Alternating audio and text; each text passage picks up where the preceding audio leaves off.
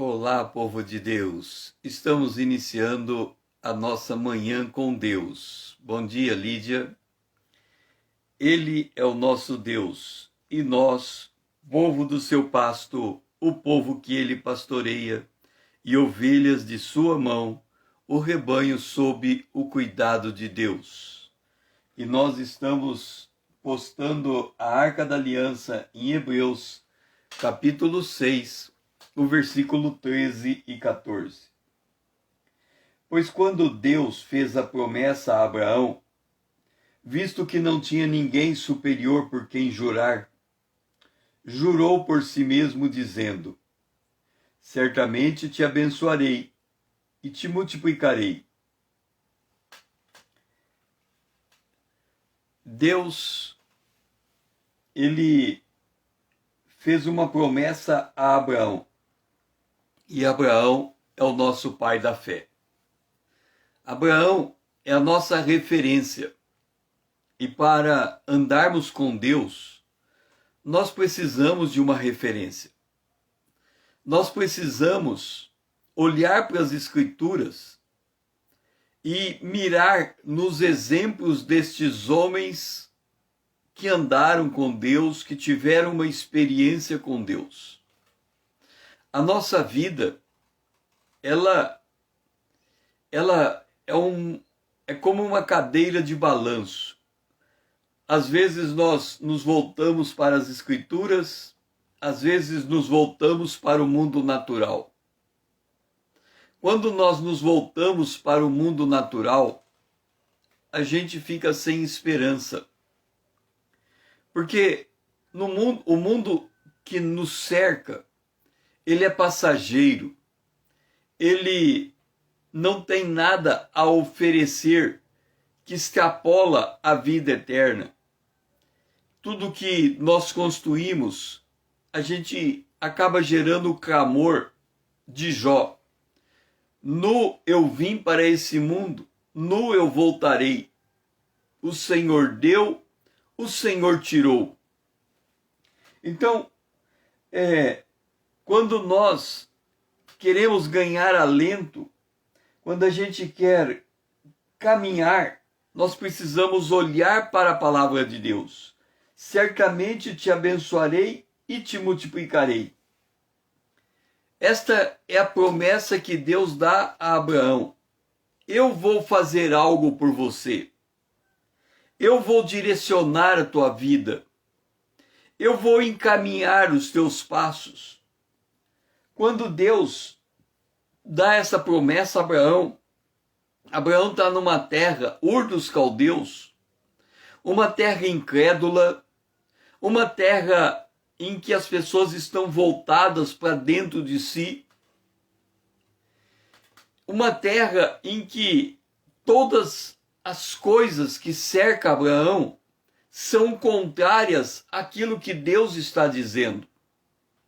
Nós vivemos uma época em que todas as coisas desse mundo, elas estão sendo descaracterizadas.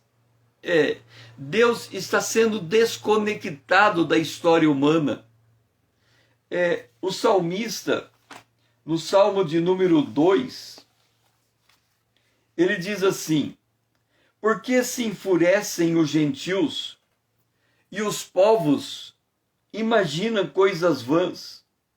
Os reis da terra se levantam e os príncipes conspiram contra o Senhor e contra o seu ungido, dizendo: rompamos os seus laços e sacudamos de nós as suas algemas. O ímpio, o homem sem Deus, ele entende os 10 mandamentos como uma algema que impede ele de fazer aquilo que dá na telha, aquilo que é do seu coração, aquilo que é da sua natureza terrena, aquilo que é das suas paixões. O ímpio, ele não quer saber da palavra de Deus, ele não quer ouvir. E nós estamos vendo isso acontecendo de uma maneira muito agravada. Os homens estão liberando comportamentos que não são comportamentos que agradam a Deus. Eles estão voltados nas suas paixões. E a cogitação do pensamento deles é: não há Deus. No entanto, Deus chega a Abraão e diz assim: eu faço uma promessa a você. Eu vou te abençoar com certeza. E quando nós olhamos para a nossa vida e a gente pergunta: nós somos abençoados? Com certeza, nós somos abençoados. Será que nós podemos enxergar a bênção de Deus? Quando nós olhamos a bênção de Deus para nossas vidas, como é que nós aferimos essa bênção? A gente olha para as coisas materiais. A gente olha para as coisas que estão em volta de nós. Mas tudo que está em volta de nós, elas foram construídas por outro ser humano. Um carro foi construído por um ser humano. Uma casa foi construída por um ser humano. As vestimentas foram fabricadas pelo ser humano. As coisas que comemos, que nos alimentamos, são colocadas na mesa por um outro ser humano.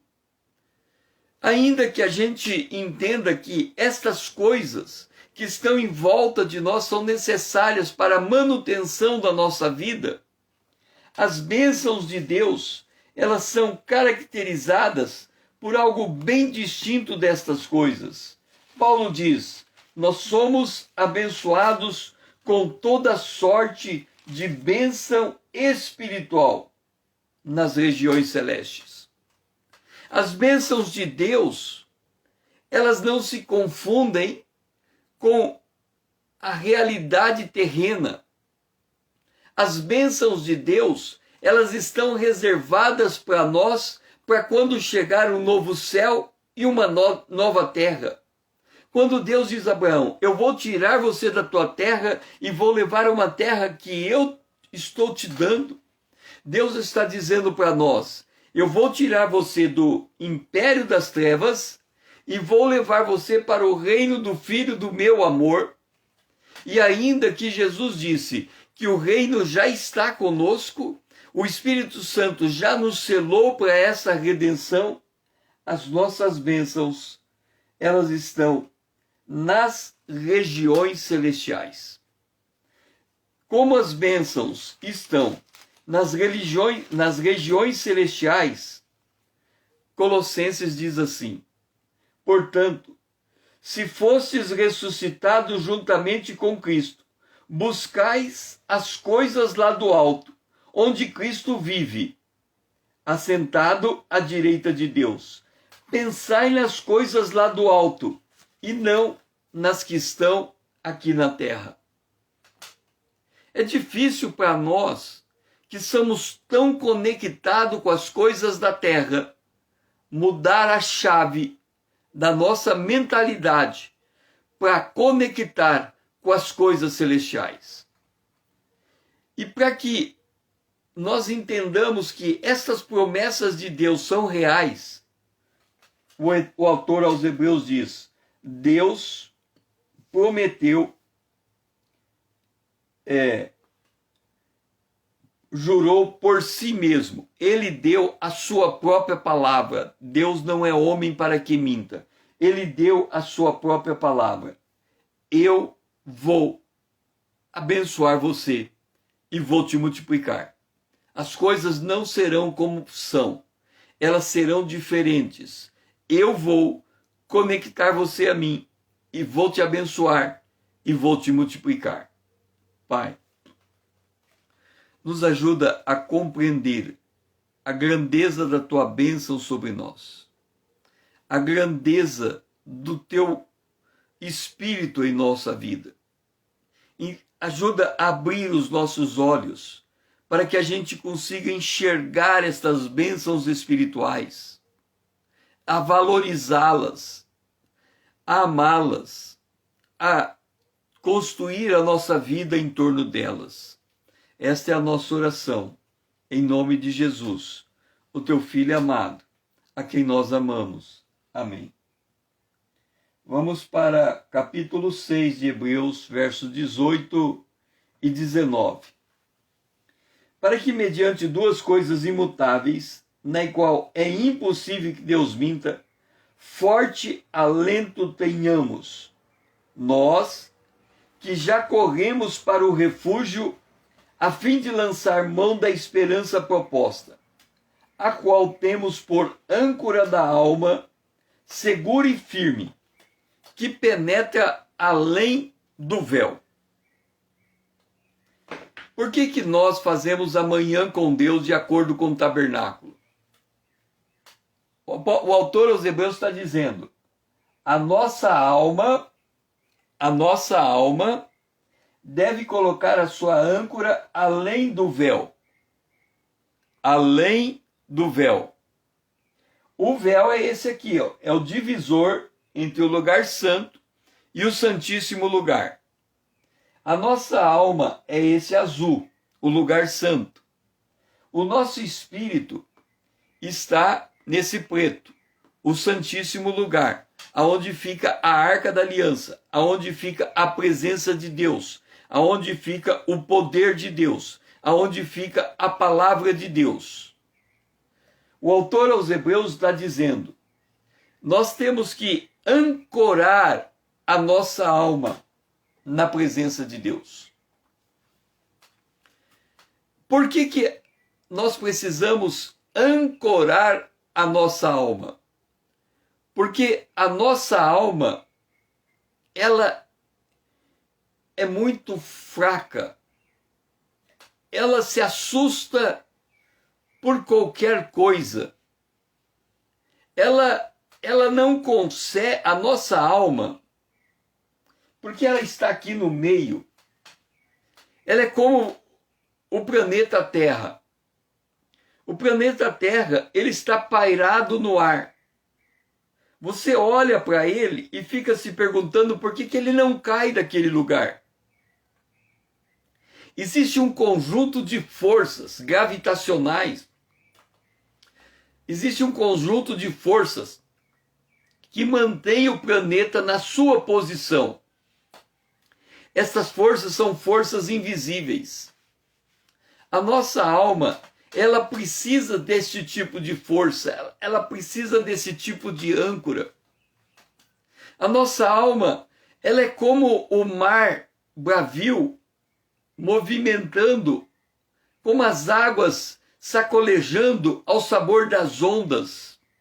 A nossa alma, ela levanta de dia e está feliz, no instante depois ela está triste, cabisbaixa, no instante depois ela tem um arrebatamento, uma explosão de energia, num outro instante ela está desalentada e caída e abatida.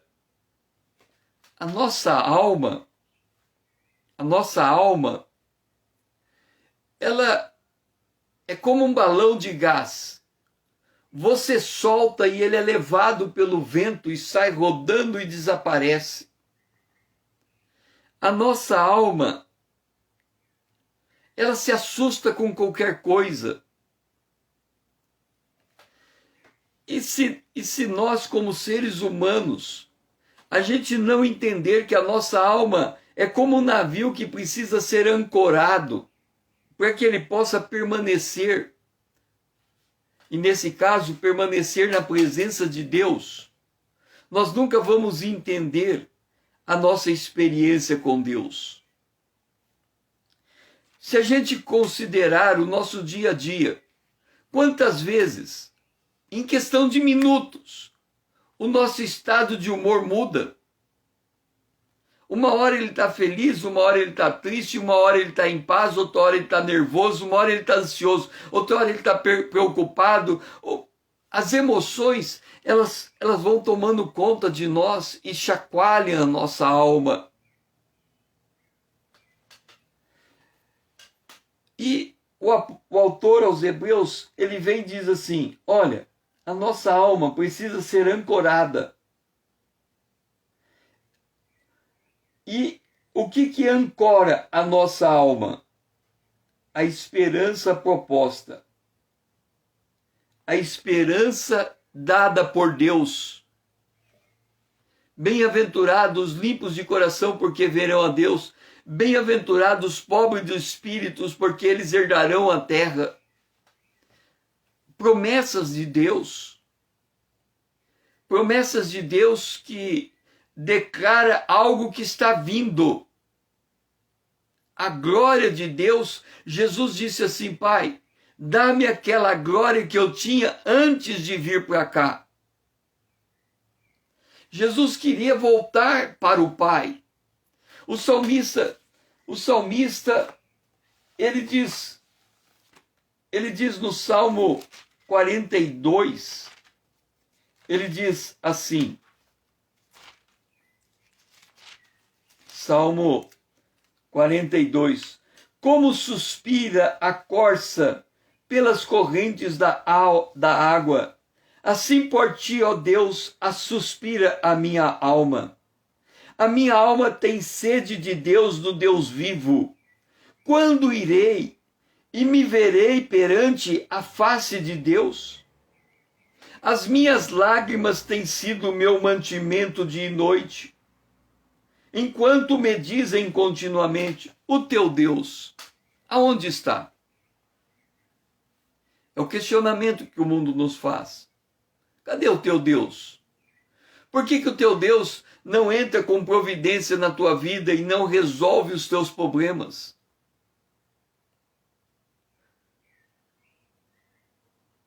Ontem eu estava ouvindo o ensino de um rabino, e ele tem razão nesse ponto. E ele disse que nós não podemos definir Deus como infinito, porque se a gente declarar que Deus é infinito, nós estamos limitando Deus, nós estamos dizendo que Deus não pode ser finito. O que é um Deus finito? E o Verbo se fez carne e habitou entre nós. O Deus finito é o Espírito Santo, que entra na nossa vida e passa a viver junto conosco. Pensa você o seguinte, diga assim: a terra Deus fez para mim. A terra Deus fez para mim. O apóstolo Paulo, aos Coríntios, ele diz: tudo é teu, você é de Cristo e Cristo é de Deus. Então a terra é minha. Aí o Espírito Santo fala: ora, se a terra é tua, tudo foi feito para você, eu quero viver junto com você. E o Espírito de Deus entra dentro de você. Imagina que você é a única pessoa que existe no mundo. Aonde que está o Espírito de Deus? Dentro de você. Você agora não pode sair daqui lá no Japão. Não tem como. Você teria que pegar um avião e fazer uma viagem de horas. Aonde está o Espírito de Deus? Não está lá no Japão, está dentro de você. O Espírito de Deus, ele está livre, ele poderia sair voando por aí afora e viver em qualquer lugar. Ele resolveu viver a tua vida, o teu sofrimento, as tuas dores. Ele resolveu viver as tuas limitações. Ele resolveu viver dentro de você, no teu dia a dia, calçando o teu sapato, vestindo as tuas roupas. Tudo aquilo que você faz, ele resolveu viver com você dentro daquilo que você faz, na tua casa, na tua cidade, no teu bairro, com os teus vizinhos, com os teus filhos, com os teus parentes. Ele resolveu viver com você. Por isso que a gente precisa ancorar a nossa alma nele.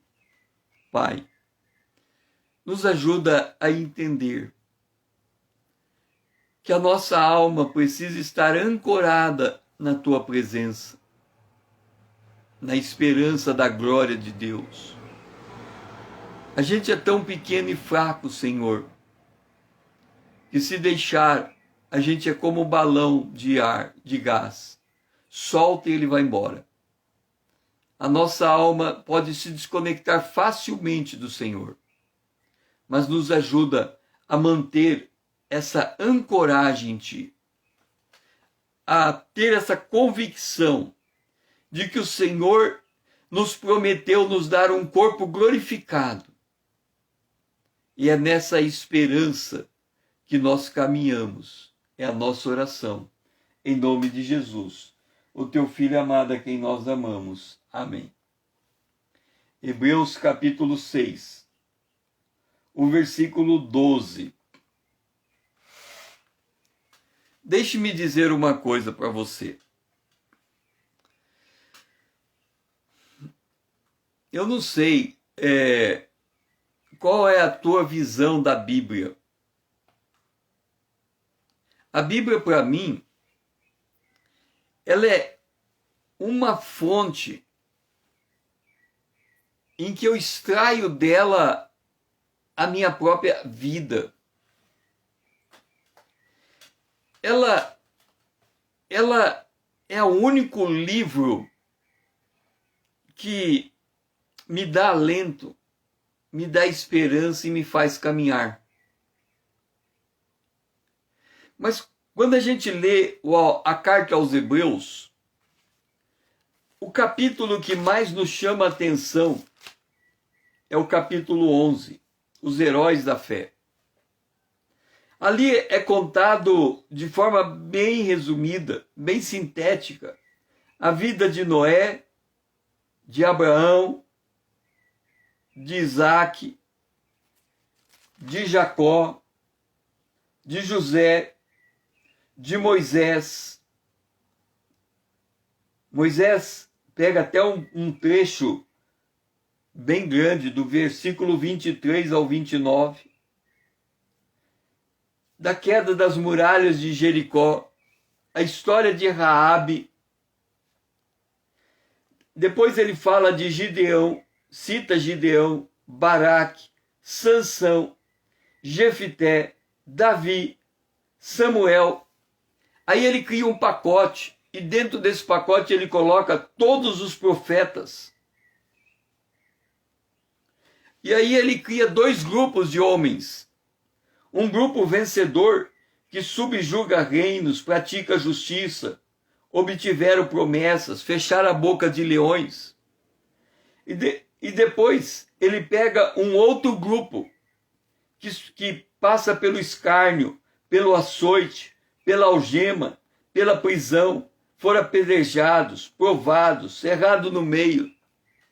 Então, existe pelo menos dois tipos de vida aqui na terra do homem que anda com Deus. Você pode encontrar um homem que anda com Deus, que derruba a muralha de Jericó, e você pode encontrar um homem que anda com Deus, que está preso, algemado e torturado. E os dois são homens de Deus. Aí você fala, mas espera lá, César, eu não estou entendendo. Como que um homem de Deus pode ser alguém que tem, por sua fé, se torna milionário, rico em dinheiro, e um outro homem de Deus que, por sua fé, se torna um mendigo, que fica pedindo dinheiro, esmola na rua, e os dois são homens de Deus? Um, ele é exaltado, ele está nas colunas sociais dos jornais, a sua família é aclamada. O outro está preso, perseguido por amor a Cristo. E os dois são homens de Deus. Aí nós lemos aos Hebreus, capítulo 6, verso 12. para que não vos torneis indolentes, mas imitadores daqueles que pela fé e pela longanimidade herdam a promessa.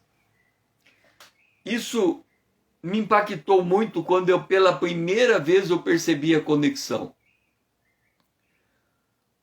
O que o autor aos Hebreus está dizendo aqui, em Hebreus capítulo 6, verso 12, é que todos os heróis da fé, citados em Hebreus 11, eles estão ali citados para que eu e você tenhamos uma vida igual a deles.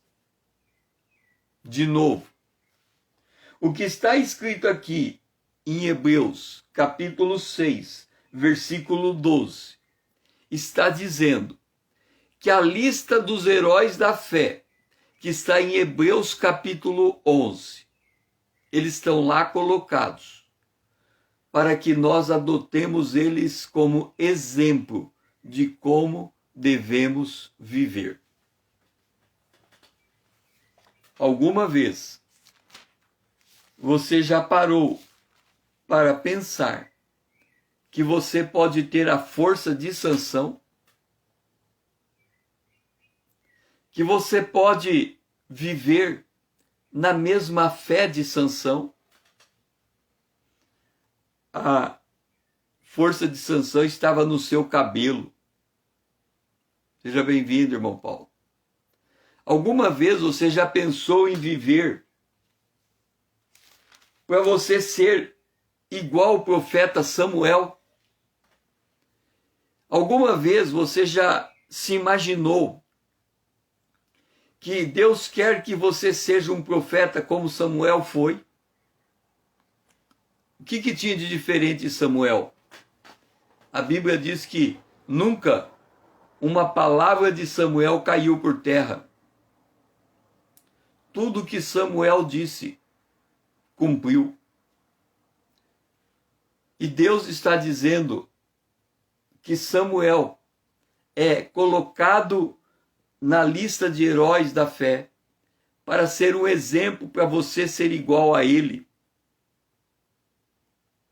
Aqui está dizendo que é para você subjugar reinos.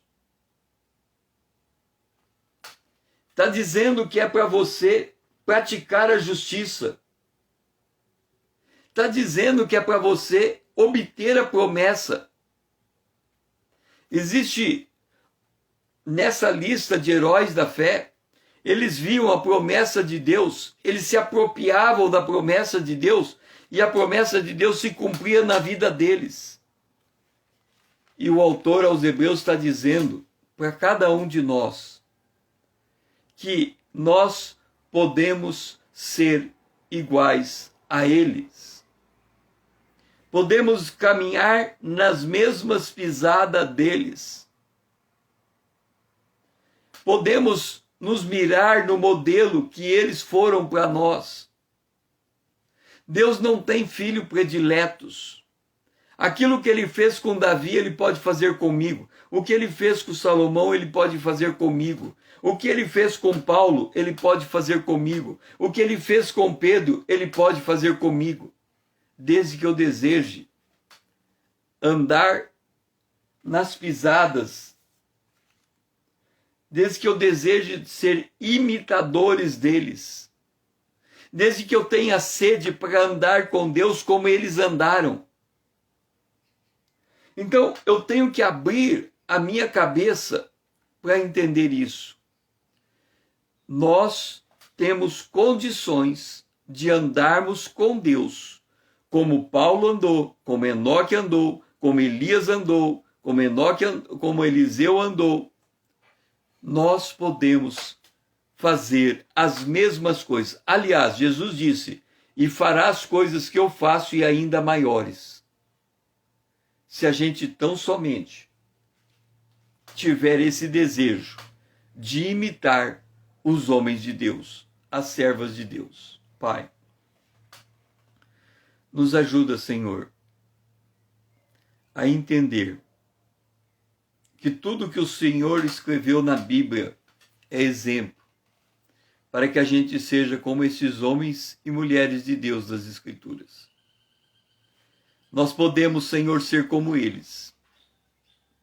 Nos ajuda a ter essa fé, a nos modelar na vida deles, a ter as mesmas vitórias que eles tiveram. Essa é a nossa oração. Em nome de Jesus, o teu Filho amado a quem nós amamos. Amém. Hebreus capítulo 6, verso 10.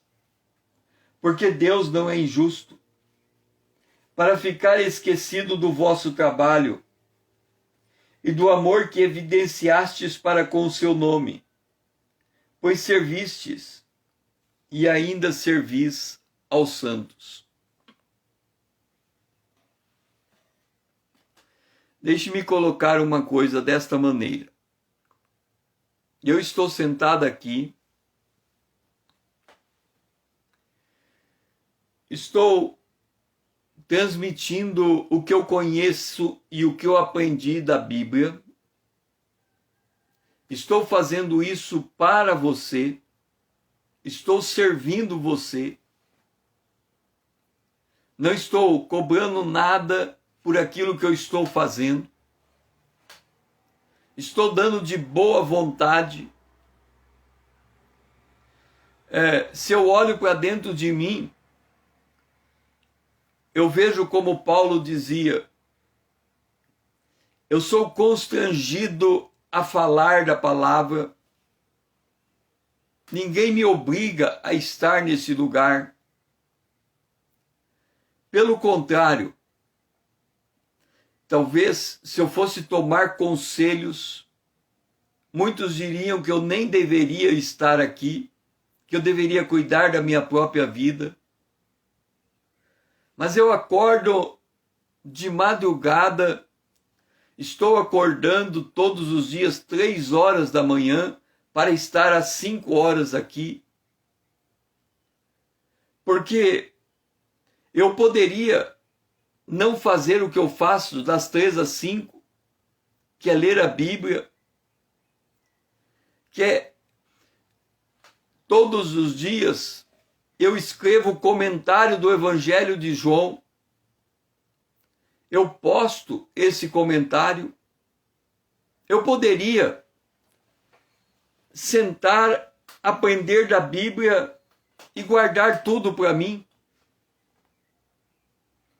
Não há nada por que eu ficar aqui compartilhando o que eu estou aprendendo. Eu tenho 40 anos que eu estou estudando a Bíblia, anotando, conferindo, investigando. E aqui está dizendo, você está servindo e se coloca na posição de servir os santos. Eu sou como um garçom que em um restaurante ele vai até a cozinha, ele pega os pratos, ele coloca na mão, na mesa de cada pessoa, e ele faz isso como parte do seu trabalho. Mas por que ou qual é o valor daquilo que eu estou fazendo? Talvez as pessoas que estão me ouvindo não encontrem nenhum valor. Talvez as pessoas que estão me ouvindo encontrem alguém que seja melhor habilitado para falar a palavra de Deus. Talvez as pessoas possam encontrar ou encontrar alguém com uma linguagem mais rebuscada. Eu tenho uma dificuldade de falar uma frase. Eu começo no singular, termino no plural, começo no plural, termino no singular. Às vezes as palavras me escapam, eu não encontro no meu vocabulário algo que eu consiga encontrar Outra live, por exemplo, eu estava falando do batismo e eu estava falando do batismo nas águas e da ceia do Senhor. E eu queria dizer o que aquilo era e eu não lembrava da palavra. A palavra não está na Bíblia. A palavra é ordenança. Eu não lembrava da palavra ordenança. Mas eu estou aqui com as minhas limitações, com as minhas dificuldades, servindo a você que está me ouvindo. Transmitindo a você que está me ouvindo. O único trabalho que você precisa ter, o único gasto que você está tendo, é o colocar o teu tempo para me ouvir falar. E do que é que eu estou falando? Da palavra de Deus. Agora, independente de você conhecer ou não o meu valor, independente de você achar ou não importante o que eu estou dizendo, aqui diz: Deus não é injusto para esquecer o seu trabalho e o amor que você evidencia para com o nome de Deus. Quer dizer, ainda que o homem não me reconheça, ainda que o homem não entenda o que eu estou fazendo, eu sei que o meu Deus me recompensa. Eu sei que o meu Deus, ele tem o cuidado de mim, e é por isso que eu me coloco nesse lugar para transmitir a palavra. Você tem outras opções, você pode, por você mesmo, abrir a Bíblia e estudar. Você pode comprar um livro numa livraria e aprender de Deus, através daquele livro. Você pode ir a outros que estão na internet, e você pode aprender deles. Mas eu estou aqui fazendo esse trabalho, instigado, movido por um fio de prata que me puxa e me coloca nesse lugar. E aí eu vou para 1 Coríntios e leio capítulo 15 de Coríntios, e ele diz assim: portanto, meus amados irmãos, sede firmes, inabaláveis e sempre abundantes na obra do Senhor, sabendo que no Senhor o vosso trabalho não é vão. Deus, ele olha para a gente e ele não se esquece de nada do que fazemos, porque ele resolveu viver dentro de nós. Porque ele resolveu andar conosco. Porque ele resolveu sofrer o nosso sofrimento. Porque ele resolveu experimentar a nossa dor, as nossas indagações, os nossos questionamentos. E aí ele diz: eu vou te recompensar. É como Deus, para nós, é como se ele pegasse um Uber. Ele liga para o Uber e o Uber vai até onde ele está. Ele entra dentro do Uber e pede para o Uber andar. E quando termina a caminhada, ele desce do Uber e paga a corrida. Assim Deus fez conosco. Nós somos o Uber de Deus. Ele entrou dentro de nós para viver conosco a nossa vida.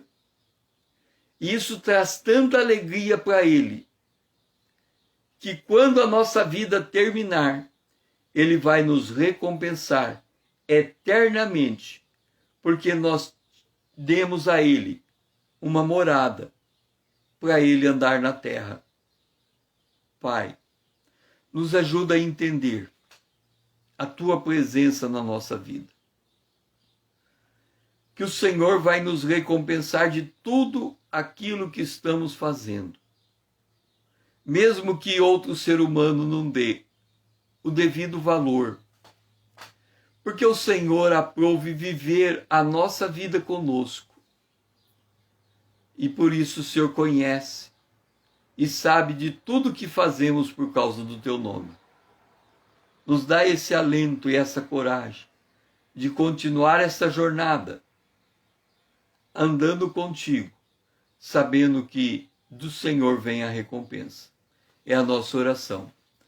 Em nome de Jesus, teu Filho amado a quem nós amamos. Amém. Hebreus capítulo 6, versículo 15. E assim, depois de esperar com paciência, obteve Abraão a promessa. Sai da tua terra e da tua parentela para a terra que eu te darei. E Abraão saiu. E quando ele chegou na terra, Deus disse: eu vou te dar um filho, e através do teu filho, a tua descendência será abençoada. E ele teve o filho. Ele foi chamado por Deus por volta com 70 anos, provavelmente. 60, 70. E ele teve o filho com 99 anos. Deus não tardou na vida dele. Deus deu a promessa. Uma promessa que exigiu curar a sua esposa Sara. Ela era estéril. Deus teve que fazer uma obra no ventre de Sara para que Abraão pudesse ter o filho. Muitas vezes, porque a gente lê Gênesis, quando Deus fez o homem e não fez a mulher, Deus olhou para o homem e disse assim: não é bom que o homem seja só. Far-lhe-ei uma ajudadora idônea para que esteja sempre diante dele. Por que que Deus enxergou no homem a solidão e resolveu a maneira de acabar com a solidão do homem? Porque Deus, dentro de si, ele é trino, o Pai, o Filho e o Espírito Santo. Porque Deus trino passou a eternidade passada conversando entre eles, trocando impressões, e ele não consegue conceber o homem vivendo sozinho.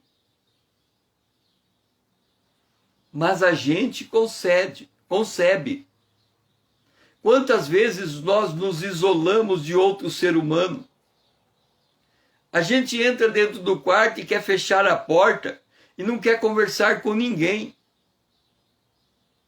A gente muito facilmente se coloca na condição de Adão, sem ninguém do seu lado. Mas Deus tem uma promessa. E ele deu a promessa a Abraão. Abraão, você vai ter uma família, uma esposa, um filho. Você vai instruir o teu filho, que vai instruir o teu filho dele, que vai instruir o filho do filho dele. E essa geração nunca vai se esquecer do meu nome. Abraão creu na promessa. E ele aprendeu a esperar o agir de Deus, esperar a mão de Deus, esperar a bondade de Deus, esperar a misericórdia de Deus. Deixe-me dizer, a gente olha para a nossa vida e a gente vê tanta coisa faltando. Expectativas que estão dentro de nós, que ainda não se concretizaram. E a gente dia e noite vive com aquela expectativa, seja pela salvação de um ente querido. A gente vê os dias se passando. Nós estamos em um lugar privilegiadíssimo. A gente vê, por exemplo, lá nos Estados Unidos, veio um novo presidente, está desfazendo tudo que o outro presidente fez. O livro de Provérbio, ele diz que o trabalho é vão. O livro de Eclesiastes diz, ou é Provérbio, não sei, ele diz, o trabalho é vão. Porque depois que você sai, vem um outro homem depois de você, e você não sabe se ele vai destruir as obras da tua mão. Então está vindo esse novo presidente para destruir o que o outro fez. O que o outro fez foi tentar levantar os valores cristãos. Esse que está entrando vai destruir esses valores. Ele vai destruir os referenciais de Deus sobre a terra. Ele vai deixar os Estados Unidos mais próximo do anticristo.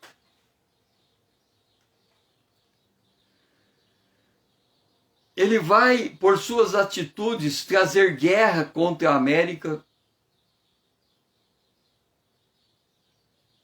E quem estiver vivendo lá naquele país vai sentir desalento, vai olhar para a Bíblia e vai dizer: Deus, tudo que era para ser construído na América está sendo destruído.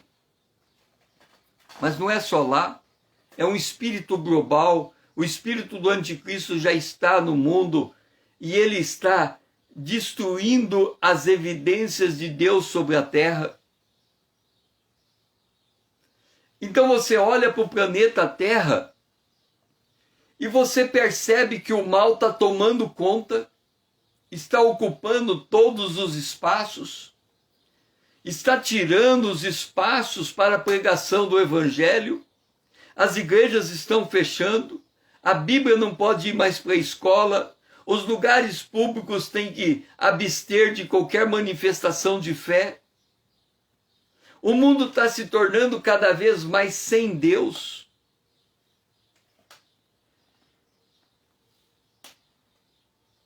E aí, a gente que está nesse mundo, como que deve ser a nossa atitude? Cruzar os braços, literalmente. O mal está fazendo o que ele vai fazer. Cruzar os braços e esperar. E esperar. Assim, depois de esperar com paciência. O que é esperar com paciência? É você olhar para o mal se multiplicando e você não ficar desesperado. Você perceber que o mal está te atingindo e você ter paciência. Você perceber que você está sendo apedrejado e você ter paciência. Está sendo infamado e você ter paciência. Está sendo desprezado, esquecido, mas você tem paciência. Paciência de que o que Deus falou, Ele vai cumprir. E o que é que Deus falou? Que Ele vai nos voltar para nos buscar. Que Ele vai nos dar um corpo glorificado.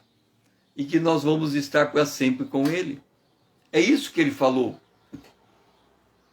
Porque a gente fala, não, o que Deus falou é que Ele vai me abençoar. O meu negócio vai prosperar. Não, o que Deus falou é que Ele vai nos dar um novo corpo, vem vir um novo céu, uma nova terra. E Ele vai nos levar para a Nova Jerusalém. É nisso que temos que ter paciência. Cruzar o que estamos cruzando, tendo paciência. Porque Ele prometeu. Ele é fiel para cumprir. Pai, nos ajuda a ter paciência. Porque o mundo é muito adverso. Há muita contrariedade, Senhor. O mal, está aumentando assustadoramente. Mas o Senhor disse que o Senhor iria voltar, nos dar um corpo glorificado e nos levar para junto de Ti, para a gente ficar eternamente contigo. Então nos ajuda a não perder esta fé. É a nossa oração. Em nome de Jesus, Teu Filho amado, a quem nós amamos. Amém. Agora, nossa última estação é Hebreus capítulo 6, verso 11. Desejamos, porém, continue cada um de vós mostrando, até o fim, a mesma diligência, para a plena certeza da esperança. Esta live de hoje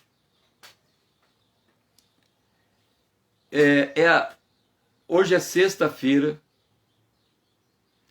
e todos os dias, de segunda a sexta, eu acordei 3 horas da manhã para estar aqui às 5 horas. Isso cobra um preço no meu organismo, porque todo dia eu não consigo dormir antes das 10h30. Então, para fazer a live, eu tenho 4 horas e meia de sono. Isso cobra um preço no meu corpo. Mas por que eu estou dizendo isso? Porque aqui está dizendo assim: continue cada um de vós. Quer dizer, da mesma maneira que eu tenho que continuar aqui, entrando 5 horas em ponto e ficando até às 6. Isso demanda um dispêndio de energia, demanda um esforço, demanda uma vontade de chegar ao fim. Assim deve ser a nossa jornada com Deus. Mostrando a mesma diligência, quer dizer, mantendo o mesmo nível de qualidade. Quando você assume que você vai ler a Bíblia um pouquinho cada dia, eu tenho no Instagram aqui, todo dia eu publico uma porção da Bíblia para você ler ela em um ano. Basta 15 minutos de leitura. Ele fala: mostre a tua diligência. Se aplica nessas coisas espirituais. Para plena certeza, continue cada um de vós fazendo o quê? Fazendo o seu trabalho, evidenciando o seu amor pelo nome de Deus. Por mais cansado que você esteja, por mais pesado que seja o dia, por mais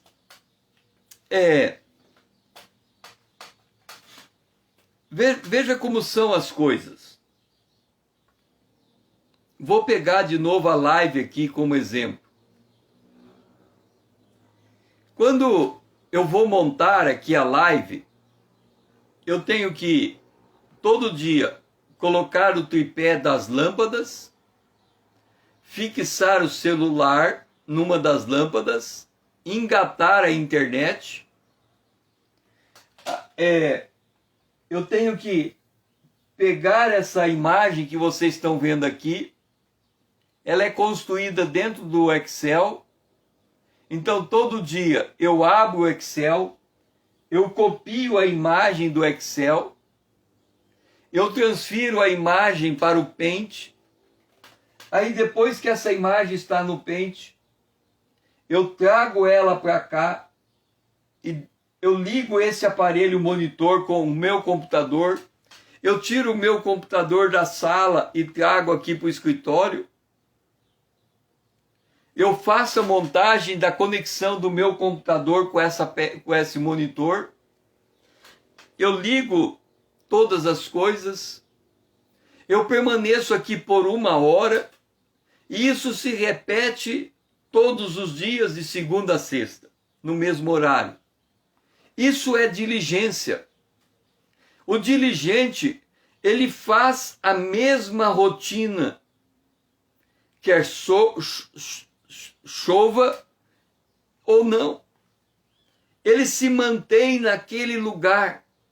Ele não muda a sua atitude. Ele faz com o mesmo esmero, com o mesmo cuidado, com o mesmo carinho. E aqui diz, desejamos, porém, quer dizer, Paulo está dizendo, eu desejo que você, o autor aos Hebreus está dizendo, eu desejo que você mantenha esta diligência de servir os santos, de fazer o seu trabalho, porque Deus não vai se esquecer do que você está fazendo. E ele diz, mantenha até o fim, quer dizer, vai, insista. Por quê? Porque isto vai lhe dar plena certeza da esperança. A esperança que Deus vai nos glorificar, nos abençoar. Certamente te abençoarei e te multiplicarei. Aí vem a pergunta: por quanto tempo nós devemos perseverar para experimentar a vitória de Deus? A resposta é: até chegar à vitória. Até o fim. Porque o que Deus prometeu, Ele vai entregar. Então, não tem como parar no meio do caminho. Não tem como esmorecer. Não tem como desarcorçoar. Não tem como se deixar abater. Porque o que Ele prometeu, Ele certamente fará. Imagina você numa grande viagem de 1000 quilômetros. Deus está lá no final da linha de 1000 quilômetros. Mas aí você passou 700 quilômetros. Você desiste de chegar ao fim. E você sai antes do ponto de encontro. A diligência é um caminhar para o ponto de encontro aonde Deus vai manifestar. A gente sai da arca do altar de cobre, passa pela pia de cobre, passa pela mesa de pães, sob a luz do candelabro, passa pelo altar de ouro, para chegar na presença de Deus na arca da aliança. Por toda a caminhada, nós temos que manter a diligência, uma atitude firme, constante, vibrante, porque o Senhor é poderoso para cumprir a sua palavra.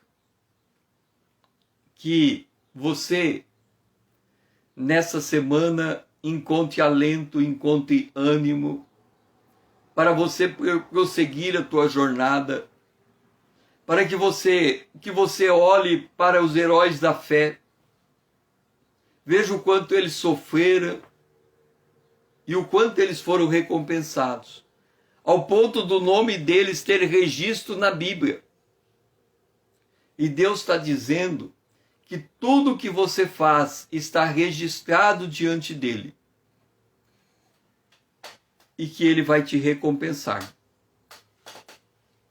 Que nada vai ficar de lado. Então, nessa esperança, na esperança da bênção de Deus, na esperança do arrebatamento da igreja, vamos continuar caminhando. Pai, nos ajuda a caminhar na esperança da glória, do arrebatamento. Os dias negros estão chegando com muita velocidade, Senhor. Nos leva para a tua presença antes desta hora. Desperta o teu povo sobre a face da terra. É a nossa oração. Em nome de Jesus, o teu Filho amado a quem nós amamos. Amém.